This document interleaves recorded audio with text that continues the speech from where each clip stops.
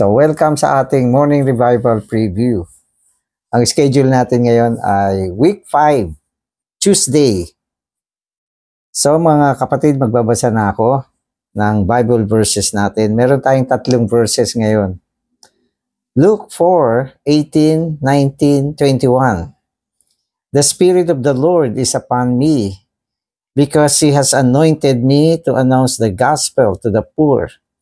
He has sent me to proclaim release to the captives and recovery of sight to the blind, to send away in release those who are oppressed, to proclaim the acceptable year of the Lord, the year of the Jubilee. Today, this scripture has been fulfilled. So yung last part niya, sabi niya, ngayon itong kasulatan na ito ay naganap na. Ang ibig sabihin, yung Jubilee na dineclare sa Old Testament ay naganap na sa panahon natin. Kaya lahat ng mga sinasabi rito ay applicable at naging mga pagpapala sa atin. Sabi ng Panginoon, siya ay itinalaga upang kanyang i-proclaim, ihayag ang ebanghelyo sa mga dukha. Siya ay sinugo upang ihayag ang kalayaan ng mga bihag, ang pagbabalik ng mga paningin ng mga bulag, at upang i-release o palayain ang mga napipighati upang kanyang ihayag ang katanggap-tanggap na taon ng Panginoon. Ito ay ang taon ng Jubileo. Kaya lahat itong mga sinasabi rito, naganap na, applicable na, naisagawa na, at natanggap na rin natin. The Jubilee is an age of ecstasy. The New Testament age is the age of ecstasy, and a Christian is a person in ecstasy. Over 50 years ago, Brother Nee said, if as a Christian, you have never reached the point of being beside yourself, you are not up to the standard.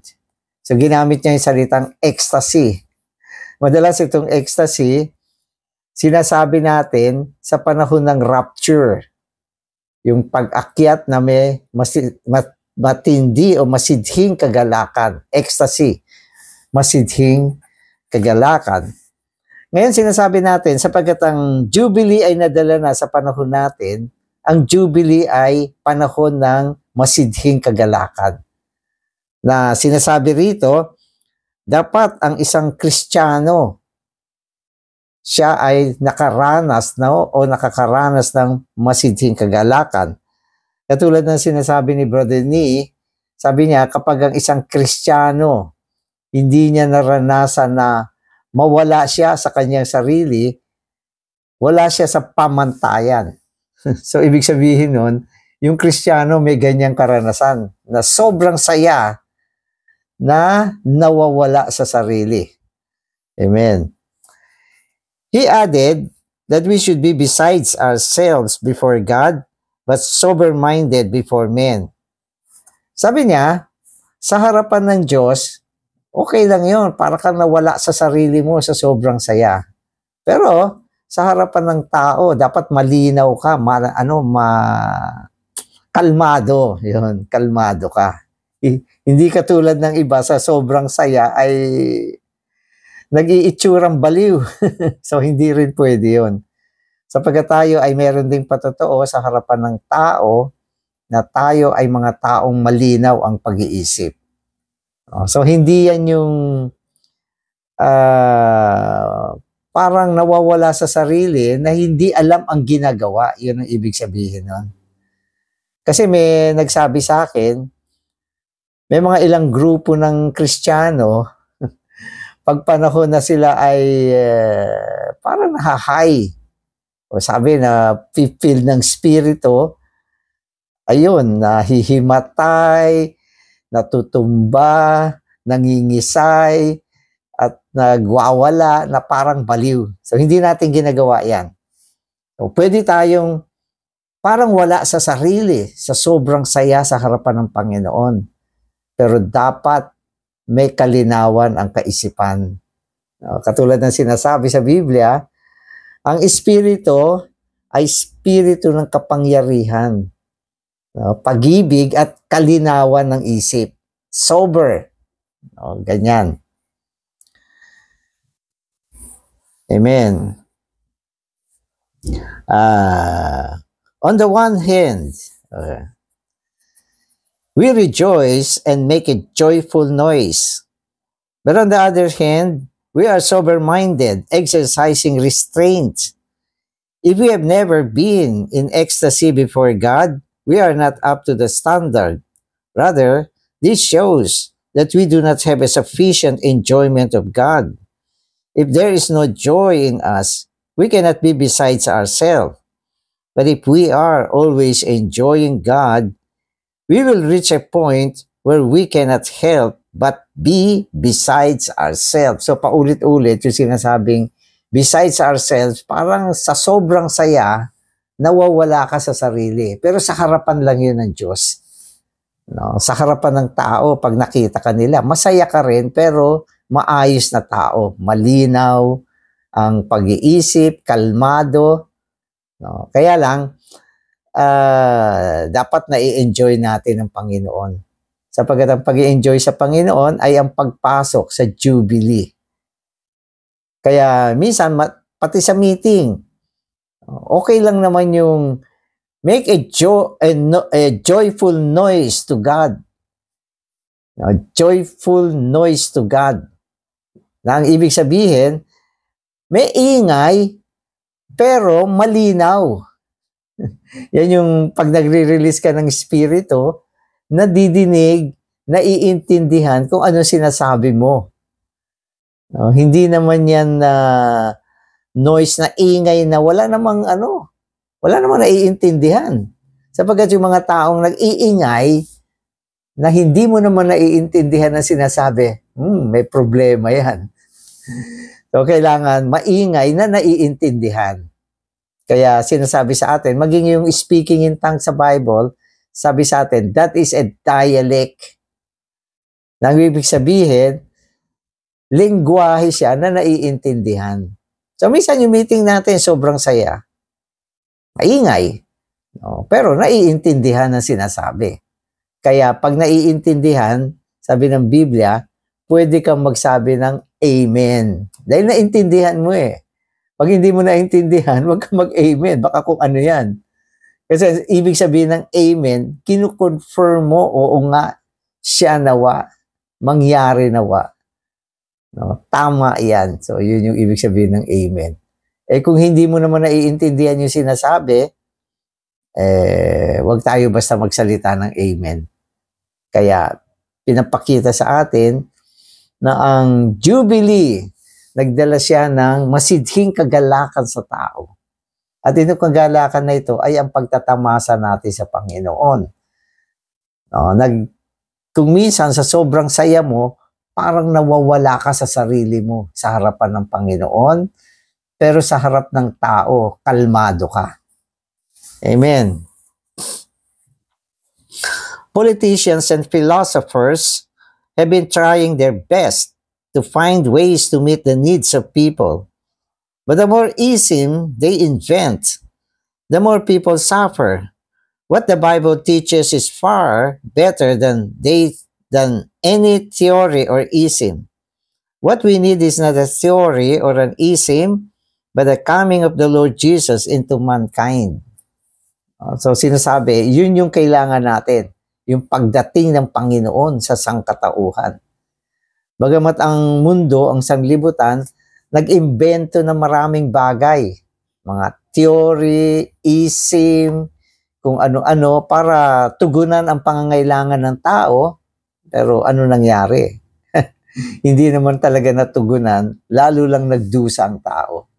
Maski yung mga kaaliwan ng mundo, akala lang natin nakakapagpasaya sila, pero sa totoo, may mga problemang dinadala yan sa buhay ng tao. Tangi lang ang pagdating ng Panginoong Hesus sa sangkatauhan natugunan ang pangangailangan ng tao. Kasi yun yung pagdating ng Jubilee. Amen. In his coming, he was anointed by Jehovah to announce the gospel to the poor, and he was sent to proclaim release to the captives and recovery of sight to the blind, to send away and release those who are oppressed, and to proclaim the year of the acceptance of men, the year of Jubilee, which is the year of grace. The year of Jubilee is the time when God forgives and accepts man. So yung highlights ng Jubilee kasi, ito yung panahon na tinanggap ng Diyos ang mga makasalanan. Pinatawad niya ang mga makasalanan, pagkatapos tinanggap niya sa kanyang sarili at binigay niya yung sarili niya sa tao. Ba't hindi ka ma-ecstasy dyan? Yan yung panahon na tayo mga nailayo sa Diyos dahil sa kasalanan. Muling dinala sa Diyos, tumanggap ng kapatawaran ng kasalanan at hindi naman tayo siningil. Hindi tayo siningil ng Diyos, maski na isang kusing, wala kang binayad sapagkat lahat ng ating utang ay binayaran ng Panginoon.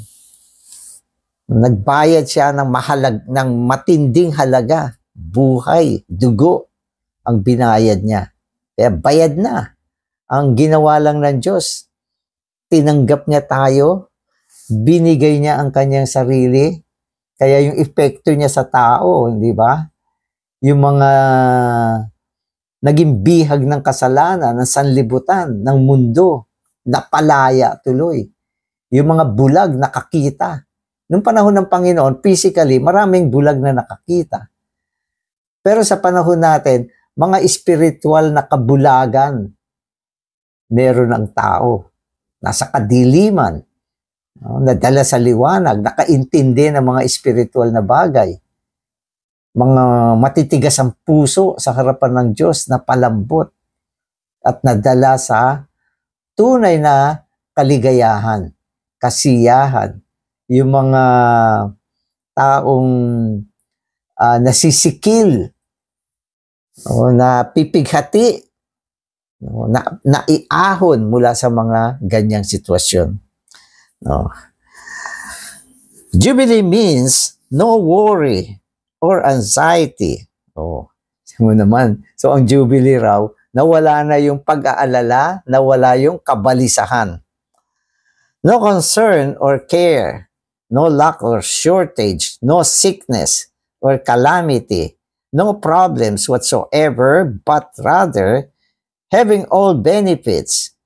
Hence, everything is to our satisfaction. So, yung pagdating ng Panginoong Jesus, dinala niya ang Jubilee.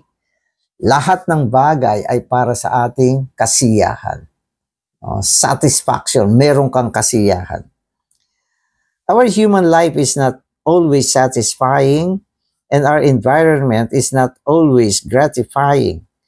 Everything can be satisfying to us only after we have gained the all-inclusive Christ as our enjoyment. So ito ay isang matinding karanasan na ang lubos na kasiyahan, pagtatamasa ay naranasan lamang natin nung natanggap natin ang nagpapaloob sa lahat na espiritu. So tama naman yan. Siya yung nag-alis ng mga negatibong bagay sa buhay mo, mga takot, kabalisahan, kapighatian, kalungkutan, sama ng loob, inalis niya, mga bagay na nagdala sa atin ng matitinding sakit, bunga ng mga kabiguan, bunga ng mga taong nagdala sa atin ng hindi magagandang bagay. So lahat ito inalis ng Panginoon sa panahon ng Jubilee. Kaya nga minsan may mga tao na nasaktan, ayaw na magpatawad, pero dumating ang Panginoon, napalaya sila. sa ganyang klaseng damdamin, natuto silang magpatawad, kinalimutan na yung kasalanan ng tao, na sa maraming panahon, nagiging mabigat sa kanya. Ang ganda. No? So, ang Jubilee, no, ay isang kaligtasan. Hindi lang kaligtasan mula sa walang hanggang kapahamakan, kundi dinala niya ang isang maaliwalas na buhay sa tao. No? Kaya marami mga believer, bago sila naligtas, marami silang sakit. Kasi ang nagdadala ng sakit, yung mga bagay, no, na may kinalaman sa emosyon. Psychological yan eh. No? At yung mga iba na hindi makatulog, no? At maraming kinatatakutan, maraming alalahanin, napalaya din sa ganung mga bagay. Kaya sabi niya, ang pagdating ng Panginoon, nagdala ng isang kumpletong kaligtasan, saya, at satisfaction sa buhay ng tao. Amen. In Philippians 4, Paul indicates that he knew Christ and experienced Him to such an extent that everything was to his satisfaction. He says, I have learned in whatever circumstances I am to be content. I know also how to be abased, and I know how to abound. In everything and in all things, I have learned the secret both to be filled and to hunger, both to abound and to lack. I am able to do all things in Him who empowers me. It is not outward persons, matters, or things, but Christ within who enables us to be calm and free of worries as we face all kinds of situations. No, si Paul ang pinakamagandang example na kung saan sinasabi niya sa lahat ng sitwasyon, no, kaya niya maging kontento. So yung buhay naman, hindi naman ito sinasabi na kapag dumating ang Panginoon sa iyo, yayaman ka o isosolve niya yung mga yung mga mahihirap na bagay sa buhay mo. So hindi naman. No? Kung hindi ang sinasabi rito, nung dumating ang Panginoon, nagdala siya ng isang kapangyarihan sa loob ng tao. No? Merong kapangyarihan na dinala niya. Na ito yung dinideclare ni Pablo, kaya niyang gawin ang lahat ng bagay, no, sa pamamagitan ng kapangyarihan na dinala ng Panginoon tungo sa loob niya. Maski siya madala sa mga sitwasyon na mahirap, no, hindi din siya apektado. At kaya niyang magkaroon ng all-fitting life, isang buhay na tumutugma sa lahat ng sitwasyon. No, so yan yung Jubilee. So wag niyong isipin na dahil meron tayong Jubilee, ay gaganda na yung buhay ko. Madami na akong pera, nagkaroon na ako ng mga kabuhayan. Kasi yan yung madalas na sinasabi ng ibang Kristiyano. No? Na kung may Panginoon ka, gaganda yung trabaho mo, o kung ano-ano mga material na mga pagpapala. So hindi naman. No? Kung hindi, ang espiritu kasi, nagpapaloob sa lahat na espiritu, ay isang kapangyarihan upang pumaibabaw ka, no, sa lahat ng hirap. Mga mahihirap na sitwasyon ng buhay, nararamdaman mo, nasa ibabaw ka. Napapasailalim lahat ng bagay sa buhay mo. No, para bang lumalakad ka sa ibabaw ng maalon na dagat. Para si Pedro, lumalakad sa ibabaw ng maalon na dagat. No, na ang ibig sabihin, sa kabila pa rin ng mga masalimuot na sitwasyon sa buhay ng tao, dapat kaya mo pa rin daigin yan. No, so yun yung Jubilee. Sa iba kasi, nung panahon na wala kang Kristo, so minsan yung buhay mo ganyan na rin, pero sobrang depressed dahil sa konsumisyon sa paligid natin. Pero dapat umabot tayo, no, sa isang sitwasyon na yung espiritu na nagdala sa atin ng kakaibang kalakasan na dumadaig, no, sa lungkot, sa mga alalahanin, sa mga problema, no, sa mga dumadaig siya sa mga takot na dati nararamdaman natin. Kasi alam mo na ang Panginoon kasama mo. Yan ang Jubilee. No, so yan yung Jubilee. Amen. Christ has already come. So the age of Jubilee is here. But we do not have the Jubilee in us unless we have allowed the Lord Jesus to come into us. So yung unang application ng Jubilee, dumating siya. Dumating ang Panginoon, di ba? Dumating siya, sabi nga yung kanyang pagdating ng biyaya. At ang Panginoong Jesus, nakumpleto niya yung kanyang gawain ng katubusan. Naging espiritu na siya. So ang unang application ng espiritu, kailangan yung tao ay manampalataya upang ang Panginoon ay makapasok sa kanya. So yan yung unang hakbang para mai-apply ang Jubilee. Sabi niya,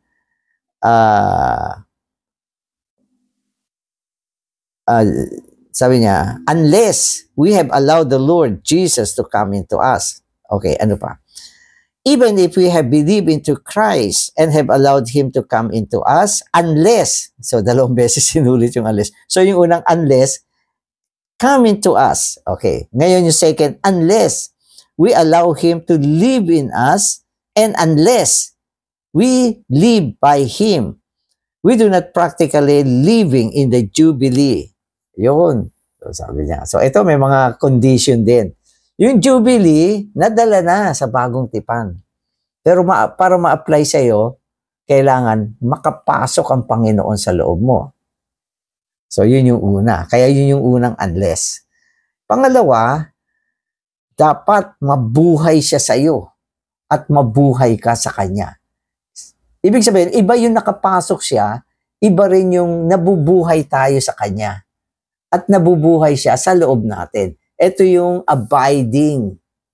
Abiding. Kaya sabi ng Panginoon, kung hindi kayo manahan, di ba? Hindi kayo manahan, wala kayong magagawa.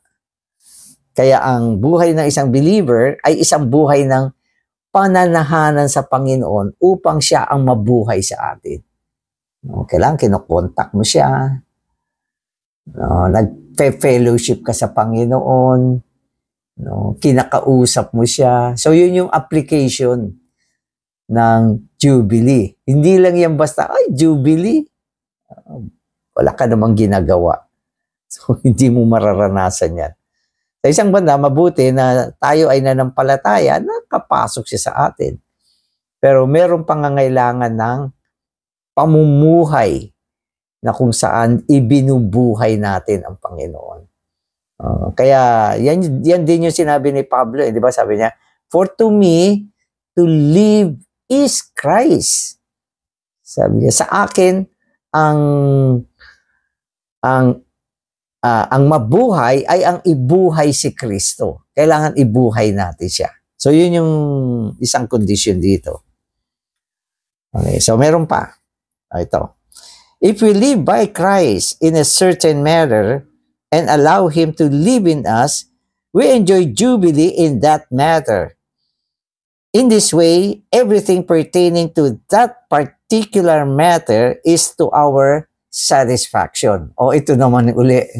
Sabi kanina, kailangan ibuhay natin si Kristo. Pero sabi niya, kailangan ibuhay mo si Kristo dun sa isang bagay sa buhay mo. Hindi siya general, kundi particular siya. Yung pala. So, another, yan, kailangan, kasi yung buhay natin ay may kinalaman sa maraming bagay. Maraming bagay ang buhay ng tao. Di ba? May church life, may family life, may married life. Yan naman mga estudyante, merong student life. Oo, meron naman yung mga negosyo, business life. Ang daming matter sa buhay ng tao. No? At yung mga relasyon mo pa sa mga tao, yung mga araw-araw mong buhay, ang daming matter. So yung life natin is full of matters. Ngayon, ang sinasabi niya, yung matter, kung saan mo dinala ang Panginoon, doon mo siya maa-apply as jubilee. No? Alam mo, hindi mo naman siya dinala sa negosyo mo. O hindi mo siya mararanasan as jubilee sa negosyo mo. O ikaw, kabataan, hindi mo siya dinala sa iyong pag-aaral. Wala kang jubilee sa pag-aaral mo. Kaya, yung ibig sabihin, yung Christian life natin, aktibo na binubuhay natin si Kristo sa iba't ibang aspekto ng buhay natin. No, so, yun. Ito, may example dito. In our married life, for example, sabi niya, in our married life, for example, if we allow Christ to live in us, and we also live Christ, then everything in our marriage will be to our satisfaction. Amen. So, kumusta yung married life? No? Kuminsan, maganda yung church life. Pero yung married life, may problema. No? So, ibig sabihin nito, hindi mo nadadala si Kristo, hindi mo siya naibubuhay sa iyong buhay may asawa. So, particular siya. Amen. Whatever is unpleasant becomes pleasant, and whatever is not satisfying becomes satisfying. The same is true in going to school, in teaching school, and in doing business. If we allow Christ to live in us, and if we live by Him, everything is to our satisfaction. So lahat ng bagay ay para sa ating kasiyahan kung binubuhay mo si Kristo, no, sa mga iba't ibang affair o matters, no, ng ating buhay. No, halimbawa, may mga bagay sa buhay mo, bakit itong bagay na ito, Lord, hindi ayos sa buhay ko. Ibig sabihin, yung bagay na yan, hindi mo nadadala si Kristo diyan sa bagay na yan. Halimbawa, relasyon ng magulang sa anak, anak sa magulang, o kayo mga may asawa, sa inyong mga in-laws, mahirap yan. Diba? Sinasabi nga, lalo yung mga kababaihan, na nadala sa pamilya ng kanyang asawa na lalaki. Minsan, nagkakaproblema siya sa kanyang in-laws. No, yan ang panahon para mabuhay ka sa jubilee. Mahirap, pero mararanasan mo ang kagalakan mo sa gitna ng mahirap na sitwasyon. No? Asawang babae, nakikisama sa kanyang biyanan na babae. Amen. Amen. Okay. If we allow Christ to live in us, and if we live by Him, everything is to our satisfaction. In other words, when Christ comes into us, jubilee comes into us. Christ is our jubilee whenever we live by Him, but He is not our jubilee when we do not live by Him. Jubilee siya. Pag siya ay binubuhay mo. Pero pag hindi mo siya binubuhay, wala kang jubilee. No? At ganun din yung mga matter sa buhay natin. No? Dapat very particular tayo sa pag-a-apply nito. Tuwing meron kang nasa sitwasyon ka, okay, ng isang aspekto ng buhay mo, dalin mo yung Panginoon as jubilee do sa bagay na yan. Diba? Minsan, maski practical na bagay, pamimili, Panginoon, samahan mo ko. Bigyan mo ko ng kasiyahan, mahirap mamalengke, mahirap maglaba, mahirap magluto, mag-alaga ng bahay, maglinis. Panginoon, samahan mo ko. Kasi pag hindi, maging Marta ka, na babagabag sa maraming bagay. Di ba si Martha? Habang gumagawa, nababagabag. Walang Jubilee. No, kaya ang ganda tong topic na Jubilee. Sabi niya, ito yung panahon na ikaw ay pinalaya na ng Panginoon mula sa lahat ng klaseng problema. Amen. Oh, Lord Jesus. Salamat, Panginoon. Ikaw ang realidad ng Jubilee. Sa pamamagitan mo, Panginoon, nadadala mo ang kalayaan mula sa mga kapighatian at mga negatibong bagay, mga bagabag, Panginoon, mga bagay na hindi nagbibigay ng saya, mga bagay ng alalahanin. Panginoon, salamat sa iyo. Ikaw lang ang merong kalakasan upang palayain kami mula sa mga bagay na ito. Amen.